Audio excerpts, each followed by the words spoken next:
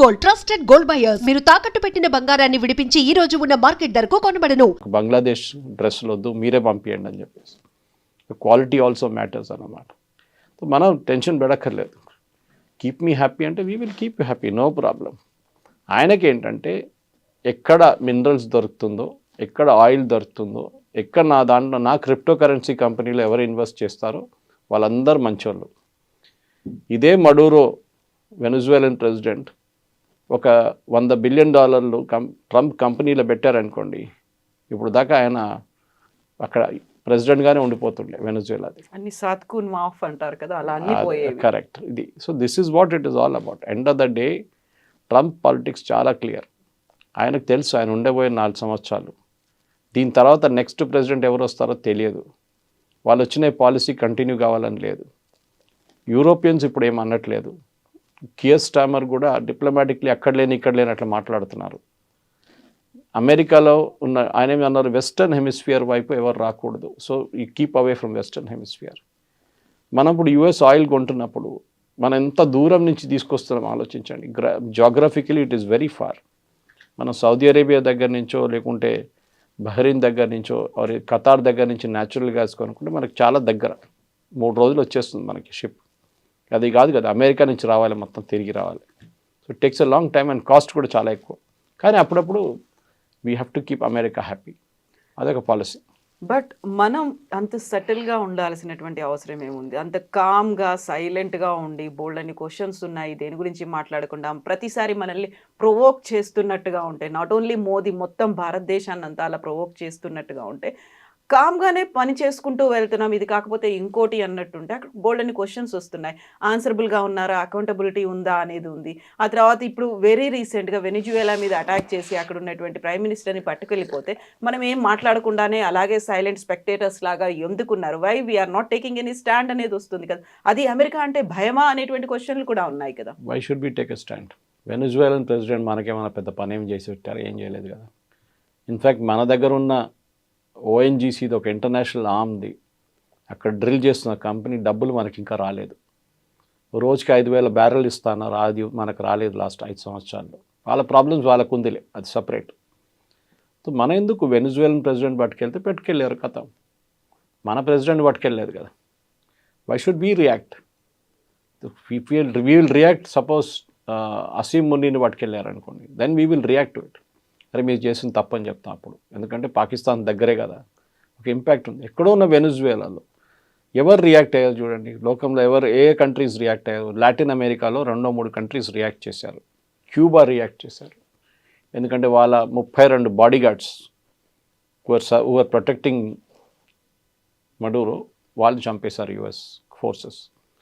మిగతా ఎవరు European nations చూడండి, ఎవరు మాట్లాడలేదు, యుఎన్ మాట్లాడలేదు. Why should you? దీనికన్నా ముందు కూడా యుఎస్ ఫస్ట్ టైం చేస్తున్నారు కాదు కదా. ఏం చేశారు సద్దాం హుసేన్తో? ఇదే పని చేశారు కదా. అఫ్కోర్స్ కిడ్నాప్ చేసి తీసుకెళ్ళలేదు, కానీ అక్కడే అరెస్ట్ చేసి వెపన్స్ ఆఫ్ మాస్ డిస్ట్రక్షన్ అని చెప్పి లాస్ట్ అని చంపేశారు. లిబియాలో అక్కడున్న లోకల్ సిటిజన్స్తోని గదాఫీని చంపేశారు. సొమాలియాలో ఇదే చేశారు ఫస్ట్. వియట్నాంలో ఏం చేశారు మనకు తెలిసింది, అక్కడ ఓడిపోయారు అమెరికా. అమెరికా చేస్తుందని అన్నిటికీ మనం రియాక్ట్ కాకలేదు. దట్స్ వై సార్ డిప్లొమసీలో చాలా ఇంపార్టెంట్ కవిత గారు, that you should learn how to keep your mouth shut. మీరు ఎక్కువ మాట్లాడి స్పాయిల్ చేయకుండా క్వైట్లీ మీకు చెప్పాల్సిన పాయింట్ డైరెక్ట్గా చెప్పేసేయండి, పబ్లిక్ చెప్పక్కర్లేదు. ఈ ప్రశ్నలు అడుగుతుంది ఎవరైనా నా ఫస్ట్ క్వశ్చన్, ఎవరు ఇక్కడున్న local politicians, opposition parties. Exactly. America అంత డిక్టేటర్షిప్ చూపిస్తూ ఉంటే మనం ఏమీ మాట్లాడట్లేదు, అదే అమెరికా అందరి మీద అటాక్ చేస్తుంది. వాట్ ఇఫ్ మన మీద కూడా అలాంటి శాంక్షన్స్ ఇప్పటికే ఉన్నాయి, టారిఫ్లు ఉన్నాయి, అలాంటి ఒక ప్రెషర్ అనేది మన మీద కూడా తీసుకొస్తే? అదే వాజ్పేయి గారు పాత వీడియో నిన్న బయటకు వచ్చింది ఒకసారి, అది వైరల్ అయింది. ఇప్పుడు పోఖ్రాన్ బ్లాస్ట్ చేసే ముందు అమెరికా చాలా ప్రెషర్ పెడుతుండే మన మీద. మన్మోహన్ సింగ్ టైంలో కూడా మనం చూసాం, ఇది నరసింహారావు టైంలో కూడా చూసాం. We were ready with a nuclear test. అమెరికాకి ఎట్లనో తెలిసిపోయింది, అది ప్రెషర్ పెట్టి ఆపేశారు. అప్పుడు మనం ఏమైనా చెప్పామా అమెరికా మా మీద ప్రెషర్ పెట్టింది, అది చేసింది, ఇది చేసింది? ఏం చెప్పలేదు. నరసింహారావు గారు క్వైట్గా ఉన్నారు. ఆ లెసన్ నేర్చుకున్నాము. So what did you do? Vajpayee గారు వచ్చినప్పుడు అదే న్యూక్లియర్ టెస్ట్ మళ్ళీ మొదలుపెట్టాం. కానీ ఏం చేసాం, పొద్దున పూట పని చేయకుండా రాత్రిపూట పని చేసాం. ఇప్పుడు శాటిలైట్స్, ఓవర్ హెడ్ శాటిలైట్ దాన్ని డిటెక్ట్ చేయలేక అండ్ సడన్గా జరిగినప్పుడు సిఐఏలో పెద్ద ఒక భూకంపం వచ్చింది. ఇది ఎట్లా జరిగింది, మనకు తెలియకుండా ఇండియా ఎట్లా చేశారు ఇదంతా. ఎందుకంటే ఒక న్యూక్లియర్ టెస్ట్ చేయడానికి చిన్న పని కాదు, దివాళీ పటాక కాదు. చాలా మటుకు గ్రౌండ్ వర్క్ ఉంటుంది, డ్రిల్లింగ్ వర్క్ ఉంటుంది, అన్నీ నడుస్తుంది. కానీ ఏం తెలియకుండా పొద్దున్న చూస్తే ఆ గ్రౌండ్ అంతా క్లియర్గా ఉంది. రాత్రిపూట మళ్ళీ మన వాళ్ళు తవ్వుతున్నారు, పొద్దున పూట మళ్ళీ మట్టేసి కవర్ చేసేస్తున్నారు. ఇట్లా చేసుకుంటే చాలా రోజుల తర్వాత టెస్ట్ జరిగింది. George Fernandes was the defence minister, Abdul Kalam గారు was the head of DRDO ఆ టైంలో. వాజ్పేయి గారు చెప్పారు స్ట్రెంగ్త్. ఎందుకంటే నాకు అప్పుడు కూడా స్వామి వివేకానంద ఒక కోట్ గుర్తొస్తుంది. స్వామి వివేకానంద అన్నారు, ఇప్పుడు చాలా సంవత్సరాలు ఉంది ఆయన ఉన్నప్పుడే, దట్ స్ట్రెంగ్త్ ఇస్ రెస్పెక్టెడ్. ఎవరైనా హూ హెస్ గాట్ స్ట్రెంగ్త్ వాళ్ళని రెస్పెక్ట్ చేస్తారు, వీక్ ఉన్న వాళ్ళని ఎవరు పట్టించుకోరు. దాన్ని మీరు లా ఆఫ్ ద జంగిల్ కూడా అని చెప్పొచ్చు. లా ఆఫ్ ద జంగిల్ చాలా క్లియర్. అక్కడున్న వీక్ ఉన్న యానిమల్స్ని పులి తినేస్తుంది, లేకుంటే సింహం తినేస్తుంది. మనం చెప్పొచ్చు అరే పాపం ఎందుకు చేస్తున్నారు, అది కూడా ఉంటే అది కూడా యానిమలే కాదంటే కాదు. That's a law of the jungle. The strongest will survive. So మన స్ట్రెంగ్త్ మనం పెట్టుకొని చాలా మటుకు ఎక్కడో ఏదో జరిగితే మనం కామెంట్ చేయక్కర్లేదు. ఓకే, మడూరా హెస్ డన్ అస్ నో ఫేవర్. ఒకటే ఫేవర్ ఏంటంటే సత్యసాయిబాబా డివోటీ ఉండే, వాళ్ళ wife was more of a devotee. పెళ్ళి కన్నా ముందు కూడా వచ్చి కలిసి వెళ్ళారు సత్యసాయిబాబాతో. దాని తర్వాత వాళ్ళ ప్రెసిడెన్షియల్ ప్యాలెస్లో కూడా పెద్ద ఒక ఫోటో ఉందంట. అంతే, that is only Indian connection he has. ఆఫ్రికాలో చాలా డిక్టేటర్స్ ఉన్నారు కదా కవిత గారు, పెద్ద పెద్ద డిక్టేటర్. ఇదీ అమీన్ నుంచి మనం చూసుకుంటూ వస్తున్నాం. ఇటువైపు తక్కువనా? లాటిన్ అమెరికాలో అయితే ఫుల్ ఆఫ్ డిక్టేటర్స్. డానియల్ ఆర్టెగా నుంచి మీరు ఫిడెల్ కాస్ట్రో ఉన్నారు ముందు. మనం ఎందుకు నేమ్ చేయాలి? ఇప్పుడు కమ్యూనిస్ట్ వాళ్ళు ఒక ప్రెస్ నోట్ తీశారు మొన్న, దట్ అది ఇది లెఫ్టిస్ట్ అది అని చెప్పి. లాస్ట్ భారతదేశం దీన్ని ఖండించి ఏం చేసుకుంటామండి? ఎవడు పట్టించుకుంటారు? ఎవడు పట్టించుకోరు. ఎక్కడో సాలిడారిటీ అనేది ఏం ఒక డస్ట్బిన్లో పడేస్తారు, ఎవరు చూడరు కూడా. What America doesn't care, world doesn't care. దానికోసం యూకే ఏమన్నారు, యూకే ప్రైమ్ మినిస్టర్ చేసిన తప్పే కానీ okay let us forget it. ఎందుకంటే మడూరో is not a Jesus Christ. ఆయన చేసిన పనులు మనందరికి తెలిసిందే. అట్లాంటి చాలామంది డిక్టేటర్, పినోషే ఉన్నారు చిలేల ముందు. నేను స్కూల్లో చదువుతున్నప్పుడు నాకు గుర్తుంది. ఆ టైంలో నాకు ఒక పెన్ ఫ్రెండ్ ఉండే అక్కడ. ఆయన దట్ అబ్బాయి used to send me stamps, అక్కడ జరుగుతున్న అత్యాచారాల గురించి రాస్తుండే. So I was wondering how is able to do it. నేను అప్పుడు హై స్కూల్లో ఉన్నాను ఆ టైంలో. అట్లాంటి పరిస్థితి నుంచి ఆఫ్రికా నుంచి చూడండి, లాటిన్ అమెరికా చూడండి, అన్స్టేబుల్ రెజ్యూమ్స్ ఉంటుంది అక్కడ అన్ని. కొలంబియా తక్కువనండి కవిత గారు, వీళ్ళకంటే పెద్ద ప్రాబ్లం కొలంబియా. ప్రెసిడెంట్ ట్రంప్ కొలంబియాతో డీల్ చేస్తారు, తర్వాత చేస్తారు డెఫినెట్గా. ఇరాన్లో ఏం జరుగుతుంది? ఇరాన్లో ఉన్న అయత్తోళ్ళు చేసిన గొడవ, అక్కడ వాళ్ళ ప్రజల మీద చేస్తున్న ఫైరింగ్ అంతా ఈసారి ఎందుకు జరగట్లేదు? ఇప్పుడు జరుగుతున్న ప్రొటెస్ట్లో వాళ్ళ ప్రెసిడెంట్ అంటున్నారు కరెక్ట్, ఒక ప్రాబ్లం ఉంది, మన రియాల్ మొత్తం డివాల్యూ అయిపోయింది, అసలు ద వర్త్లెస్ పేపర్. కానీ నేనేం చేయలేను, నీళ్ళు లేదు నేనేం చేయలేను, ఫ్యూయల్ షార్టేజెస్ ఉంది నేనేం చేయలేను, మీరందరూ కొంచెం ఓపిక ఉంచుకొని చేద్దామేమన్నా మనం. ఆ స్టేట్కి వచ్చేసారన్నమాట. ఎందుకంటే అమెరికన్ ప్రెసిడెంట్ డొనాల్డ్ ట్రంప్ ఒక వార్నింగ్ ఇచ్చారు, వీఆర్ లాక్డ్ అండ్ రెడీ. అంటే గన్ లాక్ చేసి వీఆర్ రెడీ, అంటే మిమ్మల్ని కూడా కావాలంటే దించేస్తాం. ఆల్రెడీ షా ఆఫ్ ఇరాన్ కొడుకు, the old shah of Iran Pahlavi కొడుకు మొన్న స్టేట్మెంట్ ఇచ్చారు that we should bring back democracy to Iran. మా ఇరాన్లో ఎప్పుడు డెమోక్రసీ లేకుండే, ఈవెన్ షా ఆఫ్ ఇరాన్ ఉన్నప్పుడు డెమోక్రసీ లేకుంటే it is far more liberal regime. అక్కడ కూడా ఒక చేంజ్ ఆఫ్ రెజ్యూమ్ రాబోతుంది. సో మనం దీని గురించి ఫస్ట్ టైం వింటున్నప్పుడు ఆలోచిస్తాం, ఇది ఫస్ట్ టైం చాలా ఘోరమైంది, చాలా బాగా. ఆర్టెగాతో ఏం చేశారండి, డానియల్ ఆర్టెగా నికరాగువాతో ఇదే పని చేశారు కదా. ఇట్లాంటి చాలా మటుకు యూఎస్ కిడ్నాప్ చేసి తీసుకెళ్ళిన చాలామంది ఉన్నారు నేతలు. కానీ అదంతా మన హిస్టరీలో మర్చిపోయాం. ఇప్పుడు ఈ టెలివిజన్ ఏజ్లో, సోషల్ మీడియా ఏజ్లో మనకి ఇదంతా బయటకు వస్తుంది. లేకుంటే ఆయన్ని పట్టుకెళ్ళే ఫోటో కానీ ఎక్కడైనా కానీ, సద్దాం హుసేన్ ఫోటో మీకు ఎక్కడైనా కనిపించింది? ఏదో అక్కడెక్కడ 2-3 వీడియోలు కనిపిస్తుంది అంతే. ఆ టైంలో సోషల్ మీడియా లేకుండే. గద్దాఫీ ఫోటోలు అయితే అస్సలు కనిపించదు మీకు. ఇక్కడ ఎందుకంటే ఆయన యూఎస్ షిప్లో తీసుకెళ్తున్నాడు, నేవల్ షిప్ తీసుకెళ్తున్నా, ఆ ఫోటో పట్టినప్పుడు అది వైరల్ అయిపోయింది వీడియో. దాంతో ఇప్పుడు కోర్టులో ప్రొడ్యూస్ చేస్తున్నా, మళ్ళీ ఆ వీడియో వైరల్ అవుతుంది. మార్క్ మై వర్డ్స్ కవిత గారు, 1 నెల తర్వాత 2 నెలల తర్వాత ఏం జరిగింది వెనజువేలానని మన ప్రజలందరూ మర్చిపోతారు. We will be back to our daily lives. మన ప్రాబ్లమ్స్, మన ఇష్యూస్, మన కంట్రీ ప్రాబ్లమ్స్ మనం మాట్లాడుకుంటా. కానీ ఎక్కడో ఉన్న వెనిజువేలా ప్రాబ్లం మనకి అసలు నో కాంటెక్స్ట్ అన్నమాట దానికి. ఈ మధ్యన వెనిజులా మీద విపరీతమైన కోపం ట్రంప్ పెట్టుకున్నాడు. దానికి ప్రధానమైన కారణం తనకు రావాల్సినటువంటి నోబెల్ పీస్ ప్రైజ్ని అక్కడే ఉన్నటువంటి మచాడోకి వెళ్ళింది కాబట్టి వెనిజులా మీద విపరీతమైన కోపం ఉంది అనేది. అదొకటేనా, లేకుంటే కేవలం ఆయిల్ అని ఉంది దానికోసమని ఇంత ప్రెషర్ పెట్టారంటారా? దానికోసం మనం మాట్లాడే ముందు కూడా చెప్పాను నేను ఆయిల్ గురించి. ఇరాక్లో ఎందుకు వెళ్ళారు మన అందరు గుర్తుంటే, ఇరాక్లో వెళ్ళి సద్దాం హుసేన్ని వెపన్స్ ఆఫ్ మాస్ డిస్ట్రక్షన్ అని చెప్పి నేటో ఫోర్సెస్ వెళ్ళి ఆయన్ని అరెస్ట్ చేసి ఆయన్ని ట్రయల్ చేసి ఆయన ఉరి తీశారు. ఎందుకు వెళ్ళారంటే ఆయిల్ కోసం వెళ్ళారు అంతే. అక్కడ క్రూడ్ ఆయిల్ ఉంది. నైజీరియాకి కూడా అదే వెళ్ళారు, ఎందుకంటే నైజీరియా దగ్గర ఆయిల్ ఉంది, వెనిజువేలా దగ్గర కూడా ఆయిల్ ఉంది. ప్రాబ్లం ఎక్కడ వచ్చిందంటే వెనిజువేలాలో హ్యూగో షావెజ్ వచ్చాక before Maduro they was Hugo Chavez who was the president. ఈయన గురుగారు ఆయన దానికని చేసిన పెద్ద ఆయన చేసిన అత్యాచారాలు కౌంటే లేదు. వేలాది మందిని చంపారు ఆయన కూడా. ప్రజలు చాలామంది ఆల్మోస్ట్ ఐ థింక్ 70,000 మంది వెనిజువేలా నుంచి పారిపోయి చాలా దేశాలకు పారిపోయారు.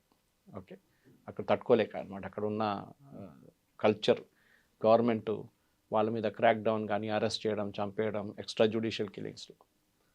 సో దానికన్నా ముందు అమెరికా చాలా మట్టుకు అక్కడ ఉన్న లాటిన్ అమెరికాలో ఉన్న డిక్టేటర్స్ని చాలామందిని వాళ్ళు ఎంకరేజ్ చేశారు. అది దాని హిస్టరీ సపరేట్ ఉంది. కెనడీ టైం నుంచి చూసుకుంటూ వస్తే మీరు ఈ హ్యూగో షావెజ్ వచ్చే ముందు అక్కడ వెనిజువేలాలో ఉన్న ఆయిల్ కంపెనీస్ అంతా అమెరికన్ కంపెనీస్ నడిపిస్తుంటాయి. అంటే వెనిజువేలా దగ్గర ఉన్న oil 330 billion barrels, which is higher than Saudi Arabia. కానీ they are not the number 1 producer, number 26 ఎంతో ఉన్నారు ప్రొడ్యూసర్. ఎందుకంటే వాళ్ళ దగ్గర ఎక్విప్మెంట్ లేదు ఆయిల్ డ్రిల్ చేసి బయటకు తీయడానికి. నేను చెప్పాను చూడండి, it's very heavy oil Venezuelan oil. Versus US shale oil ఉంటుంది, బ్రిటన్ దగ్గర లైట్ స్వీట్ క్రూడ్ ఉంటుంది. సో దీన్ని రీఫైన్ చేయడానికి ఉన్న కావాల్సిన కెపాసిటీ వాళ్ళ దగ్గర లేదు. డ్రిల్ చేసి బయటకు తీయడానికి ఉన్న కెపాసిటీ కూడా లేదు. పాత ఎక్విప్మెంట్ ఉంది వాళ్ళ దగ్గర, రష్యన్ టైం నుంచి ఉన్న ఎక్విప్మెంట్ ఉంది. దాని తర్వాత చైనీస్ వాళ్ళు ఏదో తీసుకొచ్చి పెట్టారు, అది కూడా పనిచేయట్లేదు.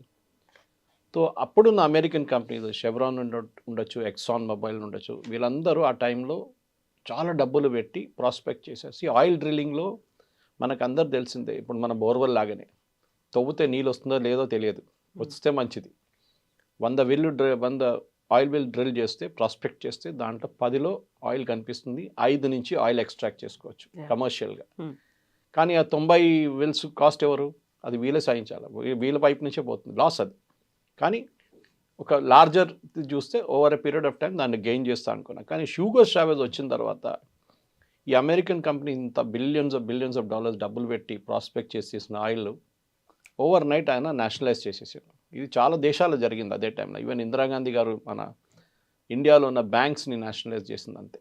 ఎందుకంటే ఆంధ్ర బ్యాంక్ అని, సిండికేట్ బ్యాంక్ అని, కెనరా బ్యాంక్ అని, పంజాబ్ నేషనల్, వీళ్ళందరూ ప్రైవేట్ బ్యాంక్స్ ఉండే ఇండియాలో. ఐసిఐసిఐ, హెచ్డిఎఫ్సి ఇప్పుడు వచ్చాయి కదా లాస్ట్ 20-25 ఇయర్స్లో. దానికన్నా ముందు మన దగ్గర ప్రైవేట్ బ్యాంక్సే ఉండే. ఇండిపెండెన్స్ టైంలో ఈ చెప్పిన కాంగ్రెస్ లీడర్స్ అందరూ దాన్ని ఎంకరేజ్ చేశారు, ప్రైవేట్ బ్యాంక్స్ చాలా బాగా నడిపించారు వాళ్ళు. సో ఆ బ్యాంక్స్ కూడా ఇందిరాగాంధీ గారు నేషనలైజ్ చేశారు. టాటా వాళ్ళ ఎయిర్ ఇండియాని కూడా నేషనలైజ్ చేసేసింది ఆమె. హెచ్ఏఎల్ అది కూడా నేషనలైజ్ చేసేసింది, అది కూడా ప్రైవేట్ కంపెనీ ఉండే ముందు, హీరాచంద్ గ్రూప్ ఉండే. సో అట్లాంటి పరిస్థితి ఈవెన్ వరల్డ్ వైడ్ ఒక సోషలిస్ట్ యాంగిల్ వచ్చేసింది అన్నమాట. Indira Gandhi was also following socialism. ఆమెకు చాలా ఫేవరెట్ ఉండే 5-year ప్లాన్, రష్యన్ సిస్టమ్ చాలా అనుకుంది ఆమె. This is the right way to do it అని తర్వాత తెలిసింది మొత్తం ఫ్లాప్ షో అయిపోయిందని. సో అక్కడ కూడా నేషనలైజ్ చేసినప్పుడు వీళ్ళ డబ్బులు పెట్టిన డబ్బులు ఎంత పోయింది, billions and billions American companies డబ్బులు పోయింది. అప్పుడు పెట్టిన మిషనరీ ఇప్పుడు దాకా నడుస్తుంది. 50 సంవత్సరాల తర్వాత అదే మిషనరీ వాడుతున్నారు. సో అవుట్పుట్గా వాళ్ళ దగ్గర 330 బిలియన్ బ్యారెల్స్ ఆయిల్ ఉన్నప్పుడు నెక్స్ట్ 800 సంవత్సరాల దాకా వాళ్ళు తవ్వుకుంటూ పోతే కూడా వాళ్ళ దగ్గర ఆయిల్ ఉంటుంది. అంత ఆయిల్ ఉంది వాళ్ళ దగ్గర Venezuela. More than Saudi Arabia, నేను చెప్పినట్టు మోర్ దెన్ యుఎస్. కానీ దాన్ని వాళ్ళు ఎక్స్ట్రాక్ట్ చేయలేకపోతున్నారు. ఇప్పుడు ఏం చేస్తున్నారంటే ప్రెసిడెంట్ ట్రంప్ ఎందుకన్నారంటే that we will run Venezuela అనగానే ఎవరు అన్నారు, రన్ కాదు రూయిన్ వెనిజువేలా అని చెప్పారు. ఒక ఐ పెట్టేస్తే అయిపోతుంది అనేది. ఆయన ఏమంటున్నారంటే అక్కడున్న ఆయిల్ ఇప్పుడు ఎక్స్ట్రాక్ట్ చేయలేము. ఈవెన్ వెనిజువేలాకి రిటర్న్ మీరు నడిపించుకోండి అని వాళ్ళకి ఇచ్చేస్తే కూడా దే కెనాట్ రన్ ఇట్. వాళ్ళ దగ్గర ఎక్విప్మెంట్ లేదు, డ్రిల్లింగ్ ఎక్విప్మెంట్ కొత్త తీసుకురావాల్సి వస్తుంది, దానికి చాలా ఖర్చు అవుతుంది. అండ్ యూజువలీ మీరు ఇవాళ పెట్టుబడి పెట్టి ఎక్విప్మెంట్ ఒక 6 నెలల తర్వాత తీసుకొస్తే మీకు ఆ పెట్టుబడి ఇది ప్రాఫిట్ మీకు 10 సంవత్సరాల తర్వాతనే వస్తుంది. ఇన్ని రోజులు వెయిట్ చేయడానికి ఎవరైనా రెడీగా ఉన్నారా? That's a question. సో ఇట్లాంటి పరిస్థితుల్లో వెనిజువేలా ఏం చేశారంటే చాలా మట్టి ఇంటర్నేషనల్ వాళ్ళకి కొంచెం ఫ్రెండ్లీగా ఉన్న నేషన్స్ దగ్గర అన్నారు, మీరు వచ్చి ఇక్కడ ఇన్వెస్ట్ చేసుకోండి మా దగ్గర, ఒక ఆయిల్ వెల్స్ మీరు తీసుకోండి, ఒక సెట్ మీరే డ్రిల్ చేసి మీరు తీసుకెళ్ళిపోండి, మాకు రాయల్టీ ఇచ్చేసేయండి పర్ బ్యారెల్ ఇంత, $5 ఎంతైనా, that agreement they would have signed. మన దగ్గర నుంచి ఓఎన్జీసీ విదేశ్, మన oil and natural gas commission Videsh అని చెప్పి ఒక యూనిట్ ఉంది ఇంటర్నేషనల్, మనం అక్కడ వెళ్ళి డ్రిల్ చేయడం మొదలుపెట్టాం. We started producing oil. కానీ నడిమిట్ల ఈ యూఎస్తో వచ్చిన గొడవలో మన ఆయిల్ బంద్ అయిపోయింది ప్రొడక్షన్. మనకి రావాల్సిన రాయల్టీ రావట్లేదు, మనకి రావాల్సిన డబ్బులు లేవు, ఏం రావట్లేదు. సో ఆల్మోస్ట్ $1 బిలియన్ మనం అక్కడ ఖర్చు చేశాం వెనిజువేలాలో. సో బహుశా ఈ ఆపర్చునిటీతో ట్రంప్ ఏమంటారంటే, ఓకే అక్కడున్న కంపెనీలు ఇంటర్నేషనల్ కంపెనీస్ వాళ్ళు నడిపించుకోండి, ఎక్సెప్ట్ ఫర్ చైనా, ఈ వోంట్ అలౌ చైనాస్ కంపెనీస్. మిగతా ఎవరు, ఎందుకంటే ఈ వెనిజువేలన్ ఆయిల్లో అందరికన్నా పెద్ద బయర్ చైనా. ఇన్ఫ్యాక్ట్ మొత్తం లాటిన్ అమెరికాలో కవిత గారు కంప్లీట్గా చైనీస్ డామినెన్స్ ఉంది.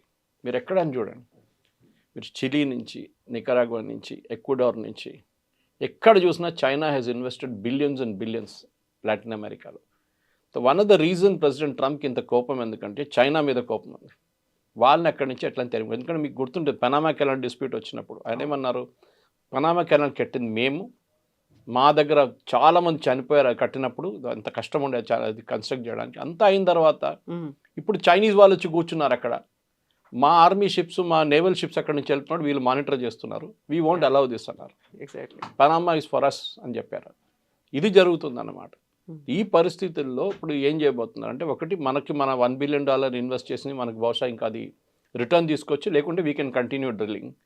అమెరికన్ కంపెనీస్ బిగ్ స్టైల్లో దిగుతారు. కానీ నేను చెప్పిన ప్రాబ్లం ఉంది, వాళ్ళకి ఇప్పుడు పెట్టుబడి పెడితే 10 సంవత్సరాల తర్వాతనే వాళ్ళకి రిటర్న్స్ ఉంటుంది. అన్ని రోజులు వెయిట్ చేయడానికి రెడీగా ఉంటారంటే నో. వే బ్యాక్ 60s ఉన్న అమెరికన్ కంపెనీస్ కాదు ఇప్పుడున్న అమెరికన్ కంపెనీ, వీరందరికి షేర్ హోల్డర్స్ ఉంది. ఇప్పుడు అది ఎక్సాన్ మొబైల్ ఉండొచ్చు, షెవ్రాన్ ఉండొచ్చు, ఎవరైనా ఉండొచ్చు. వాళ్ళ కంపెనీ వాళ్ళు డెఫినెట్గా they will ask question share holders, మీరు ఎందుకు పెడుతున్నారు? రేపు ఈ అమెరికన్ ప్రెసిడెంట్ పోయి ఇంకొక అమెరికన్ ప్రెసిడెంట్ వస్తే, డెమోక్రటిక్ ప్రెసిడెంట్ వస్తే, ఆయన పాలసీ రివర్స్ చేస్తే ఏమవుతుంది? ఈ పెట్టిన డబ్బులంతా పోతుంది కదా. లేకుంటే అక్కడున్న ప్రజలు రెబెల్ చేసి అమెరికన్ కంపెనీస్ అక్కడ తెరిమి కొడితే ఏం చేస్తారు? ఇరాన్లో జరిగింది అదే మనం చూసాం. షా ఆఫ్ ఇరాన్ ఉన్నప్పుడు మొత్తం అమెరికా నడిపించారు ఇరాన్ అంతా, దాని తర్వాత మొత్తం గాయబైపోయారు అంత అక్కడి నుంచి. ఈ ప్రాబ్లం రాబోతుంది. So this same oil problem లిబియాకి వెళ్ళారు. లిబియాలో కద్దాఫీని ఎందుకు గద్దె దింపారంటే అది కూడా ఆయిల్. సో అమెరికాకి ఆయిల్ ఒక డిమాండ్ ఉంది, పెద్ద డిమాండ్. కానీ లాస్ట్ 10, 15, 20 సంవత్సరాల్లో చైనా హాజ్ రీప్లేస్డ్ యూఎస్. ప్రతి చోట్ల ఆఫ్రికాకి వెళ్ళండి మొత్తం చైనీస్ రీప్లేస్మెంట్ ఉంది అక్కడ.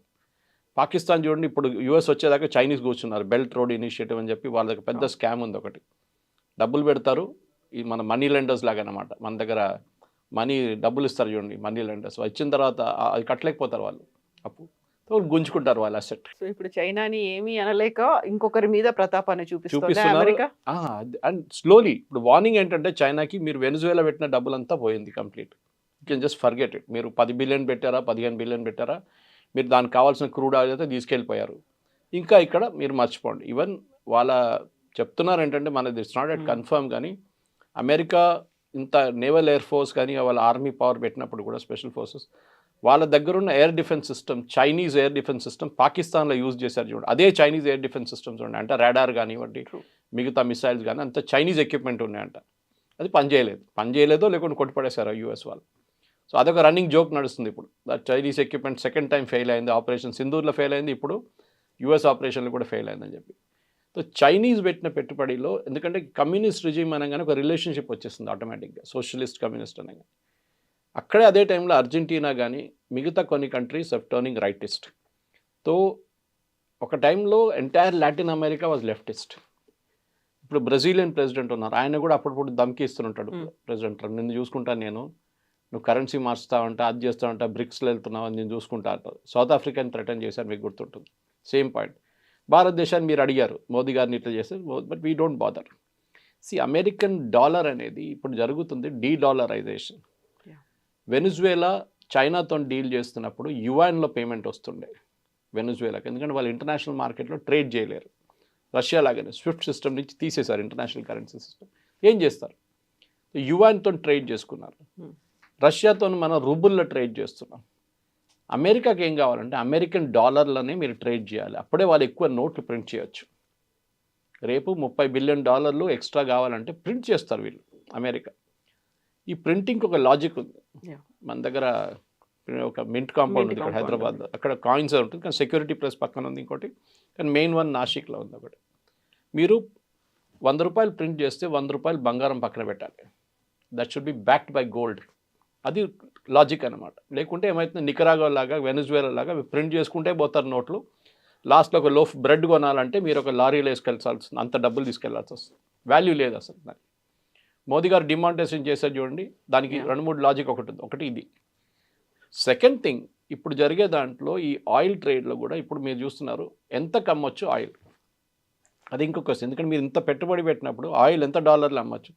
టెక్నికలీ ఇప్పుడు మీరు వరల్డ్ వైడ్ చూస్తే సౌదీ అరేబియా కానీ which is the largest producer, వాళ్ళ దగ్గర కెపాసిటీ వైజ్ వాళ్ళు నెంబర్ 2 పొజిషన్, Venezuela is number 1, Saudi Arabia reserves number 2. కానీ వెనజువేలా ఎక్స్ట్రాక్ట్ చేయలేకపోతే సౌదీ అరేబియా చేస్తున్నారు. మినిమం మీరు ఎక్స్ట్రాక్ట్ చేసి బయటికి తీసుకొచ్చి షిప్లో వేసేటప్పటికి $35-40 అవుతుంది. That is the cost of extraction. దాని తర్వాత షిప్లో పంపించేస్తారు, రిఫైనింగ్ ఇంకోటి తలకాయ వాడు చూసుకుంటాడు. జామ్నగర్ కానీ మిగతా ఎవరైనా కానివ్వండి, మిగతా చాలా కంపెనీ, అరామ్కో ఉన్నారు అక్కడ కూడా సౌదీ అరేబియాలో, దే కెన్ రిఫైన్ ఇట్ కావాలంటే. కానీ $40 కన్నా తక్కువ అమ్మితే లాస్, 40 కూడా కాదు, 50 కన్నా తక్కువ అమ్మితే లాస్. దట్ ఈస్ వై మన రష్యా దగ్గర నుంచి కొనుక్కుంటాం. అన్నిటికంటే పెద్ద హిట్ అయింది సౌదీ అరేబియా. వాళ్ళ దగ్గర వాళ్ళు మనకి $70 అమ్ముతుండే ఒక బ్యారల్, $70-80. ఇప్పుడు ఏమైంది, now they are not able to sell to India. భారతదేశాన్ని అమ్మలేకపోతారు, వాళ్ళు ప్రెషర్ పెడుతున్నారు యుఎస్ మీద. ఇప్పుడు ఆలోచించండి, connect the dots now. President Trump is not speaking for US. మీరు రష్యా దగ్గర నుంచి బంద్ చేస్తే మీరు ఎక్కడి నుంచి కొనాలి? ఐదర్ ఈ బై ఫ్రమ్ యుఎస్ ఆర్ ఈ buy from Saudi Arabia. Saudi Arabia నుంచి కొంటే మళ్ళీ మనకు $70 వచ్చేసి మన రేట్లు పెరిగిపోతుంది మన దగ్గర. ఇది ఇంటర్నేషనల్ పాలిటిక్స్లో జరుగుతుంది. మన ఒక పెద్ద నెక్సెస్ ఉంది. ఎందుకంటే మళ్ళీ సౌదీ అరేబియా F-35 కొనాలంటే వాళ్ళ దగ్గర డబ్బులు ఉండాలి. F-35 కొనాలంటే డబ్బులుగా ఉండాలంటే వాళ్ళు ఆయిల్ అమ్మాలి. ఆయిల్ అమ్మాలంటే మనలాంటి, ఎందుకంటే వరల్డ్లో number 2 top most consumers of oil China and India.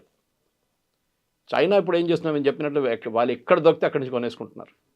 Nigeria నుంచి, వెనజువేలా నుంచి ఏ కంట్రీ వాళ్ళకు సహాయం చేస్తుందో వాళ్ళ దగ్గర నుంచి కొంటున్నారు. They are dictating the rates and terms.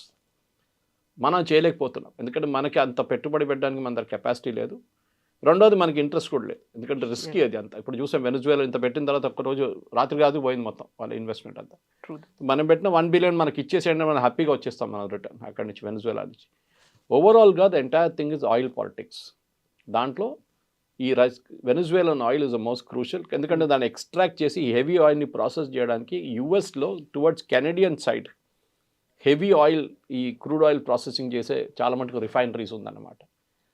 అది ప్రాసెస్ చేయలేకపోతున్నారు వీళ్ళు, ఎందుకంటే ఆ ప్లాంట్స్ అన్నీ ఇప్పటిదాకా మూతపడి ఉండే. Because Canadian crude is also heavy crude like Venezuela. So వరల్డ్లో top 3 producer Saudi Arabia, Venezuela was a producer, Russian oil మొత్తం బ్లాక్, వెనజువేలా ఆయిల్ మొత్తం బ్లాక్. ఇప్పుడు మిగిలిందంతా Saudi Arabia and plus Gulf countries. ఇప్పుడు అక్కడి నుంచి కొనాల్సింది. Don't be surprise Kavitha garu, రేపు ఈ వెనజువేలా ఆయిల్ నెక్స్ట్ 2 సంవత్సరాలు బయటికి రాకపోతే అందరికన్నా ఎక్కువ ప్రాఫిట్ సంపాదించేది ఈ గల్ఫ్ కంట్రీస్.